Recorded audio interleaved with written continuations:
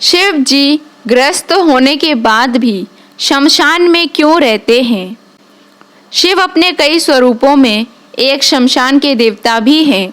वह गृहस्थ हैं, लेकिन शमशान में निवास करते हैं। आखिर ऐसा क्यों है कि शिव शमशान में रहते हैं?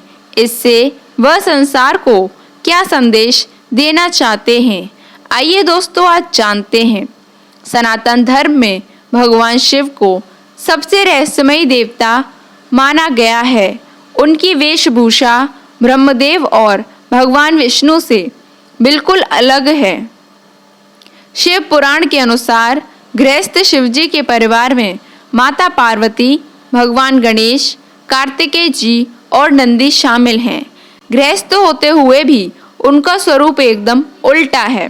जहां वह कैलाश पर सब परिवार रहने के कारण कैलाशपति कहलाते हैं, वहीं शमशान के एकांत में रहने के कारण उन्हें शमशान का देवता भी कहा जाता है। वह कीमती वस्त्र और आभूषणों के बजाय चिता की भस्म धारण करते हैं। सबसे पहले समझते हैं कि भगवान शिव शमशान में क्यों रहते हैं। दोस्तों, शिवजी को सामान्य तौर पर परिवार का देवता कहा जाता है, इसलिए ज़्यादातर गृहस्थ लोग शिव परिवार की प्रतिमाएं या तस्वीरें अपने पूजा घरों में रखते हैं, लेकिन वे सांसारिक होते हुए भी शमशान में रहते हैं। दरअसल पूरा संसार या आपका परिवार मोह माया का प्रतीक है, वहीं शमशान वैराग्य का प्रतीक माना जाता है। अगर आप किसी के अंतिम संस्कार में शामिल होने के लिए शमशान गए होंगे, तो आपने ये जरूर सोचा होगा कि जिंदगी भर की भागदौड़ का अंत ये है। सनातन धर्म में इस सोच को क्षणिक वैराग्य कहा गया है। भगवान शिव के शमशान में रहने के पीछे हर प्राणी के जीवन प्रबंधन का सूत्र छुपा है। भगवान शिव का गृहस्थ होते हुए भी शमशान में रहना बताता है कि हर व्यक्ति को संसार में रहते हुए अपने हर कर्तव्य को पूरी निष्ठा के साथ निभाना चाहिए, लेकिन इसके लिए मोह माया में बंधे रहना जरूरी नहीं है। आसान भाषा में कहें तो शिव का ये स्वरूप शिक्षा देता है कि जीवन में सब कुछ करते हुए भी मन और आत्मा से वैराग्य को धारण करना चाहिए। ये संसार नश्वर है, इसलिए आपके जीवन में मौजूद हर चीज एक दिन नष्ट हो जाएगी।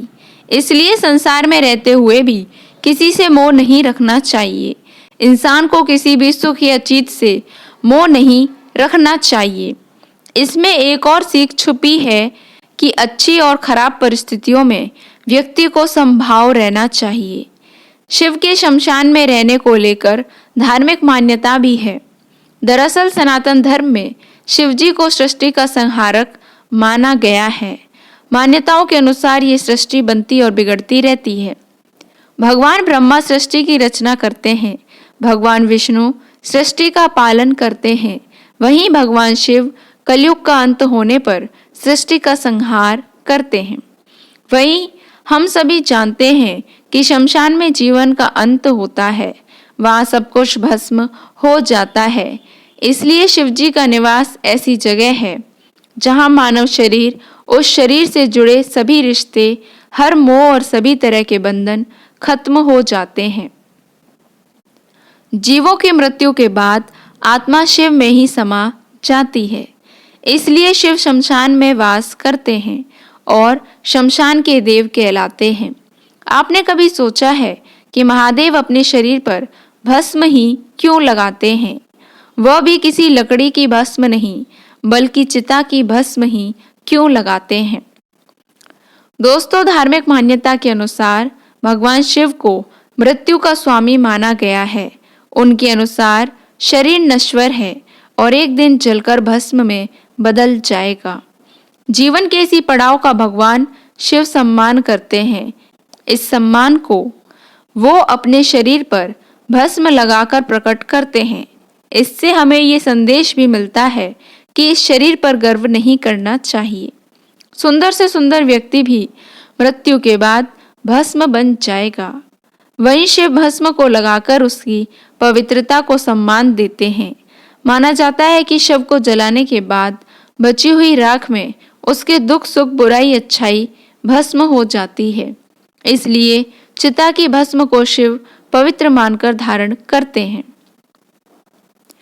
अघोरी, सन्यासी और कई साधु अपने शरीर पर भस्म लगाते हैं। क्या इसके पीछे कोई विज्ञान भी है? आइए जानते हैं। दरअसल भस्म हमारे शरीर के रोम छिद्रों को बंद कर देती है। भस्म को शरीर पर लगाने से गर्मी में गर्मी और सर्दी में सर्दी नहीं लगती है। इस तरह भस्म धारण करने वाले शिव यह संदेश भी देते हैं कि परिस्थितियों के अनुसार अपने आप को ढालना सबसे बड़ा गुण है। वहीं एक कथा भी प्रचलित है कि जब भगवान शिव और माता सती को यज्ञ के लिए निमंत्रण नहीं मिलने पर सती जी ने क्रोध में आकर खुद को अग्नि के हवाले कर दिया था, तो भगवान शिव उनका शव लेकर धरती से आकाश तक हर जगह घूमे। विष्णु जी भगवान शिव जी की ये दशा देख नहीं पाए और माता सती के शव को छूकर उन्होंने उसे भस्म में बदल दिया। इसके बाद शिवजी ने माता सती को याद कर वही राख अपने शरीर पर लगा ली। महाशिवरात्रि की कथा। हिरणी की सत्य निष्ठा की यह कहानी आपको रुला देगी। दोस्तों, एक बार पार्वती जी ने भगवान शिव शंकर से पूछा, ऐसा कौन सा श्रेष्ठ तथा सरल व्रत पूजन है जिससे मृत्युलोक के प्राणी आपकी कृपा सहज ही प्राप्त कर लेते हैं। उत्तर में शिव जी ने पार्वती को शिवरात्रि के व्रत का विधान बताकर यह कथा सुनाई। एक गांव में एक शिकारी रहता था। पशुओं की हत्या करके वह अपने कुटुंब को पालता था। वह एक साहूकार का ऋणी था, लेकिन उसका ऋण समय पर ना चुका सका। क्रोधवश साहूकार ने शिकारी को शिव मठ में बंदी बना लिया। संयोग से उस दिन शिवरात्रि थी। शिकारी ध्यान मग्न होकर शिव संबंधी धार्मिक बातें सुनता रहा। चतुर्थी को उसने शिवरात्रि की कथा भी सुनी। संध्या होते ही साहूकार ने उसे अपने पास बुलाया और ऋण चुकाने के विषय में बात की। शिकारी अगले दिन सारा ऋण लौटा देने का वचन देकर बंधन से छूट गया। अपनी दिनचर्या की भांति वह जंगल में शिकार के लिए निकला, लेकिन दिन भर बंदी गृह में रहने के कारण भूख प्यास से व्याकुल था। शिकार करने के लिए वह एक तालाब के किनारे बेल वृक्ष पर पड़ाव बनाने लगा। बेल वृक्ष के नीचे शिवलिंग था, जो बिल्व पत्रों से ढका हुआ था। शिकारी को उसका पता न चला। पड़ाव बनाते समय उसने जो टहनियाँ तोड़ी वे संयोग से शिवलिंग पर गिरी। इस प्रकार दिन भर भूखे प्यासे शिकारी का व्रत भी हो गया और शिवलिंग पर बेलपत्र भी चढ़ गए। एक पहर रात्रि बीत जाने पर एक गर्भिणी मृगी तालाब पर पानी पीने पहुंची। शिकारी ने धनुष पर तीर चढ़ाकर ज्यों ही प्रत्यंचा खींची, मृगी बोली, मैं गर्भिणी हूँ, शीघ्र ही प्रसव करूँगी। तुम एक साथ 2 जीवों की हत्या करोगे, जो ठीक नहीं है। मैं अपने बच्चे को जन्म देकर शीघ्र ही तुम्हारे सामने प्रस्तुत हो जाऊंगी, तब तुम मुझे मार लेना। शिकारी ने प्रत्यंचा ढीली कर दी और मृगी झाड़ियों में लुप्त हो गई। कुछ ही देर बाद एक और मृगी उधर से निकली। शिकारी की प्रसन्नता का ठिकाना न रहा। समीप आने पर उसने धनुष पर बाण चढ़ाया।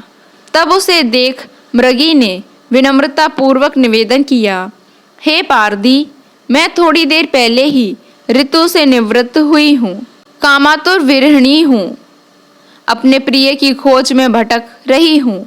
मैं अपने पति से मिलकर शीघ्र ही तुम्हारे पास आ जाऊंगी। शिकारी ने उसे भी जाने दिया। 2 बार शिकार को खोकर उसका माथा ठनका। वह चिंता में पड़ गया। रात्रि का आखिरी पहर बीत रहा था। तभी एक अन्य मृगी अपने बच्चों के साथ उधर से निकली। शिकारी के लिए यह स्वर्णिम अवसर था। उसने धनुष पर तीर चढ़ाने में देर ना लगाई। वह तीर छोड़ने ही वाला था कि मृगी बोली, हे पारदी, मैं इन बच्चों को पिता के हवाले करके लौट आऊंगी। इस समय मुझे मत मारो। शिकारी हंसा और बोला, सामने आए शिकार को छोड़ दूं? मैं ऐसा मूर्ख नहीं। इससे पहले मैं 2 बार अपना शिकार खो चुका हूँ। मेरे बच्चे भूख से तड़प रहे होंगे।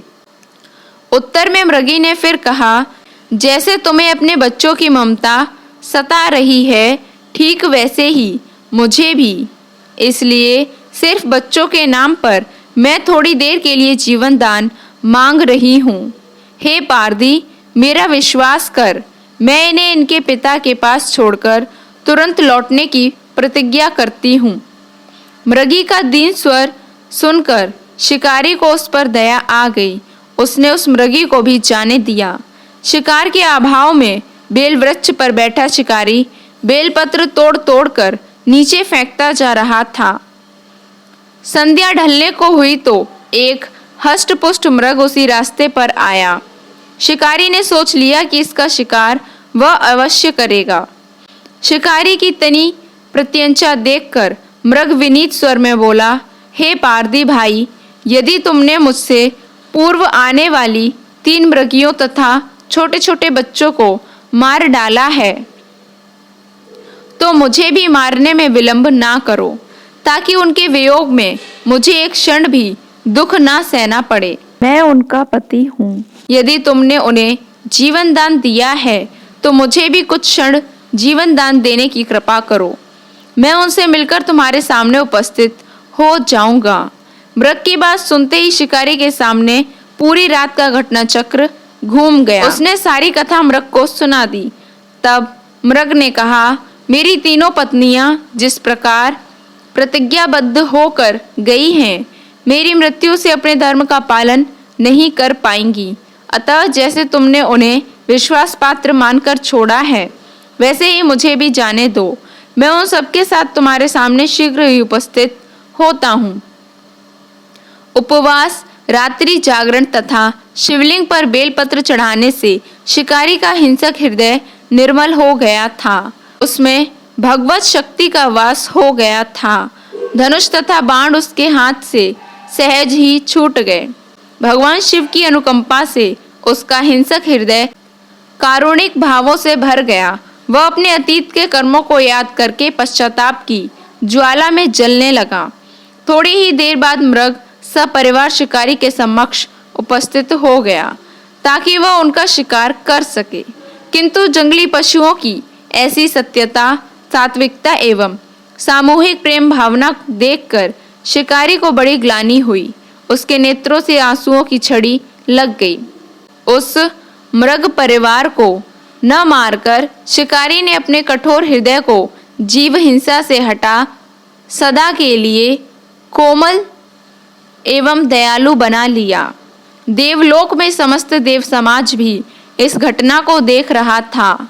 घटना की परिणति होते ही देवी देवताओं ने पुष्प वर्षा की। तब शिकारी तथा मृग परिवार मोक्ष को प्राप्त हुए।